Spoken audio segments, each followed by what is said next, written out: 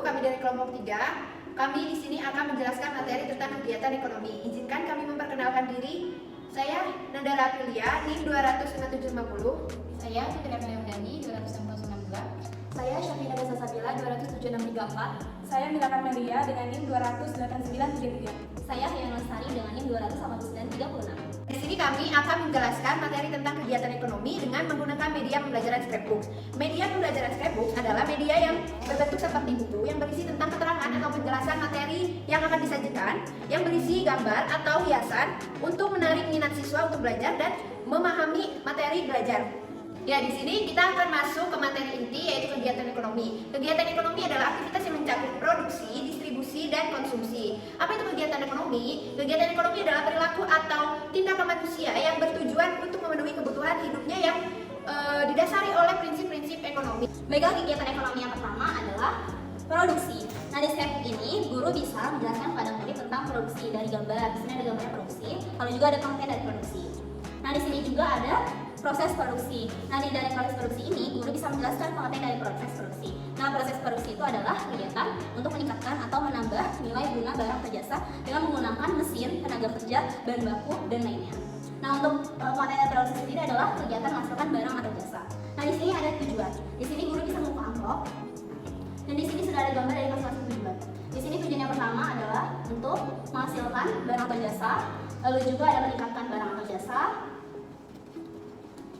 lalu juga untuk meningkatkan kesejahteraan masyarakat, lalu untuk meningkatkan kualitas dari barang dan jasa, lalu juga ada menumbuhkan lapangan pekerjaan, dan bisa ini berhubungan dengan usaha perusahaan. Nah, di sini guru bisa menaruh lagi gambar-gambarnya. Nah, setelah guru menjelaskan tujuan, guru bisa menaruh lagi gambarnya dan menutup amplopnya. Nah, di sini kita beralih ke jenis produksi. Di sini ada hasil produksi, di sini ada hasil produksi barang, di sini ada gambarnya, guru bisa menjelaskan dari gambar ini, dan juga ada produksi jasa, dan guru bisa menjelaskan dari gambar ini. Lalu juga ada proses produksi. Nah, proses produksi ini itu ada proses produksi yang terus-menerus dan terputus-putus menurut dari bahan baku mentah dari sampai akhir menjadi produknya. Lalu untuk menurut singkatnya itu ada proses ekstraktif dan proses analitik. Baik, selanjutnya saya akan menjelaskan masih tentang produksi. Tadi sudah dijelaskan jenis produksinya, saya akan melanjutkan jenis produksi, yaitu bidang produksi dan penggunaan faktor produksinya. Ada bidang produksi, yang pertama ada ekstraktif. Nah, ekstraktif ini kegiatan produksinya itu mengumpulkan barang yang telah disediakan oleh alam. Contohnya itu ada pertambangan dan perburuan. Yang selanjutnya ada agraris. Nah, agraris ini produksi kegiatannya itu mengolah tanah. Contohnya itu ada pertanian, perkebunan, dan kehutanan. Yang selanjutnya ada industri. Industri ini kegiatan produksinya itu mengolah bahan mentah menjadi barang jadi. Contohnya itu ada industri mobil dan industri rokok. Selanjutnya ada perdagangan. Perdagangan ini kegiatan produksinya itu memindahkan hak milik produsen ke tangan konsumen. Contohnya itu ada toko, swalayan, dan lain sebagainya. Yang selanjutnya ada jasa. Nah, jasa ini kegiatan produksinya itu bertujuan memberikan pelayanan kepada konsumen. Misalnya yaitu rumah sakit, barbershop atau potong rambut, rumah makan, dan lain sebagainya. Selanjutnya ada penggunaan faktor produksi.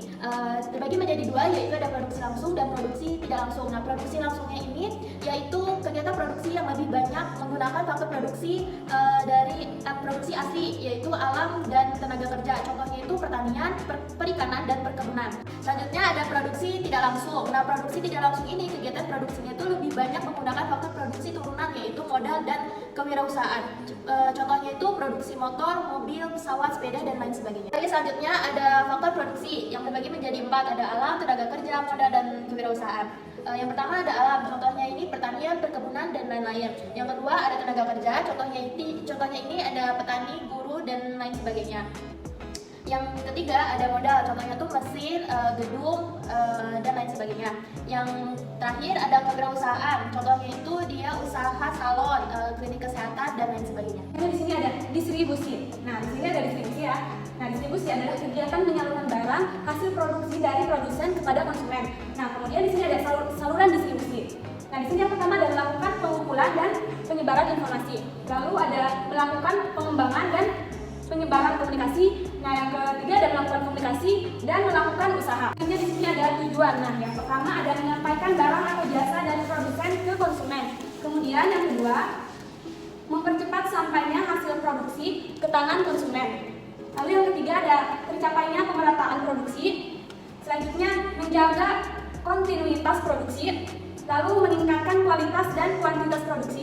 Nah, yang terakhir di sini ada meningkatkan nilai guna barang dan jasa. Nah, selanjutnya ada fungsi dari distribusi. Nah, di sini yang pertama ada penjualan atau selling. Nah, selanjutnya yang kedua ada pengangkutan atau transportasi, dan yang ketiga ada pembelian atau buying.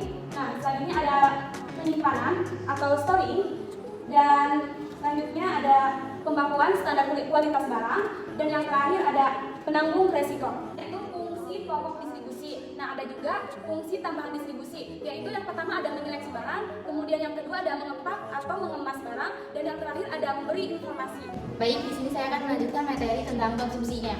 Di sini ada kegiatan konsumsi. Nanti dulu menjelaskan tentang pengertian konsumsi itu sendiri, yaitu konsumsi adalah kegiatan memakai barang-barang hasil produksi. Orang yang melakukan kegiatan konsumsi disebut konsumen. Selanjutnya, guru akan menjelaskan tentang tujuan kegiatan ekonomi dan juga merupakan pola perilaku dari konsumen ini.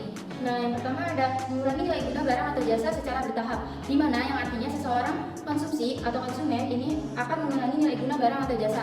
Contohnya, itu memakai pakaian, terus memakai kendaraan dan sepatu. Selanjutnya yang kedua itu ada menghabiskan nilai guna barang sekaligus, di mana konsumen juga dapat menghabiskan nilai guna barang sekaligus. Contohnya minum, makan, seperti itu.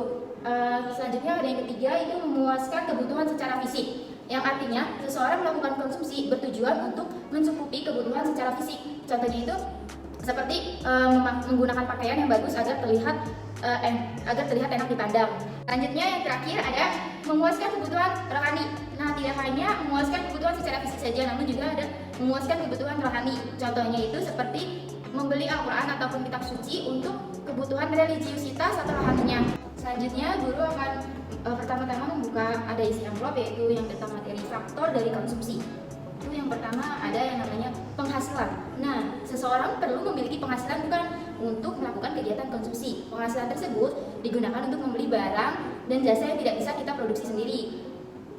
Jadi artinya semakin besar penghasilan seseorang konsumen ini, maka kemampuan konsumen tersebut untuk melakukan pengeluaran konsumsi juga akan semakin besar. Terus selanjutnya yang kedua ada yang namanya selera. Nah, keputusan seseorang konsumen untuk mengonsumsi barang atau jasa sangat ditentukan oleh selera konsumen tersebut. Bila seseorang sangat menyukai suatu barang, maka ia akan senang untuk membeli barang tersebut, dan sebaliknya, jika dia tidak menyukai suatu barang tersebut, maka dia tidak akan senang untuk membeli barang tersebut.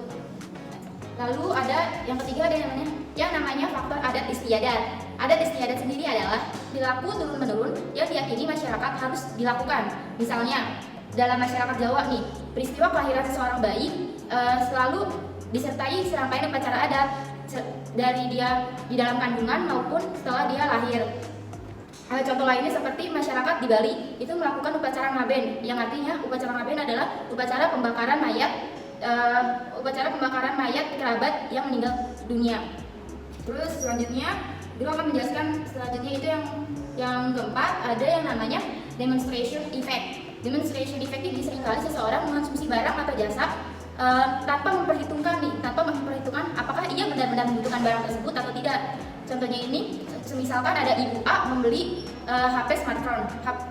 smartphone, dikarenakan ia melihat ibu B ini membelinya, padahal ia tidak benar-benar butuh pada saat itu.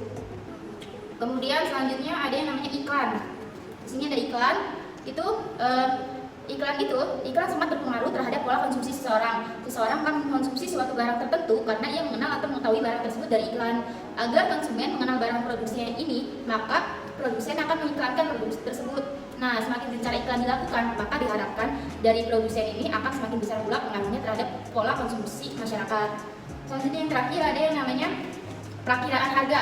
Di sini perakiraan harga di masa yang akan datang sangat mempengaruhi pengambilan keputusan untuk pengeluaran konsumsi. Bila konsumen berharap bahwa harga suatu barang akan naik di masa yang akan datang, maka ia akan cenderung membeli saat ini sebelum harganya benar-benar naik pada saat nanti.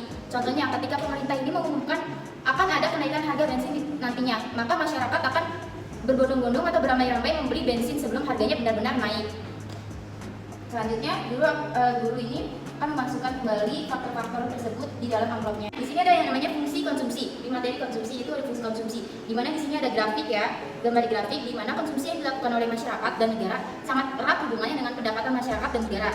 Sehingga besar kecilnya konsumsi ditentukan oleh tingkat pendapatan. Nah, artinya semakin besar pendapatan akan selalu diikuti meningkatnya konsumsi. Jadi, hubungan antara pendapatan dan konsumsi itu bersifat positif atau berbanding lurus. Atau secara sistematis fungsi konsumsi dapat dinotasikan C sama dengan F atau Y. Baik, sekian dari kelompok kami. Inilah media pembelajaran dari kelompok kami, yaitu scrapbook. Nah, maka dari itu media pembelajaran dari kelompok kami ini akan dibutuhkan bagi siswa-siswa di SD. Terima kasih. Wassalamualaikum warahmatullahi wabarakatuh.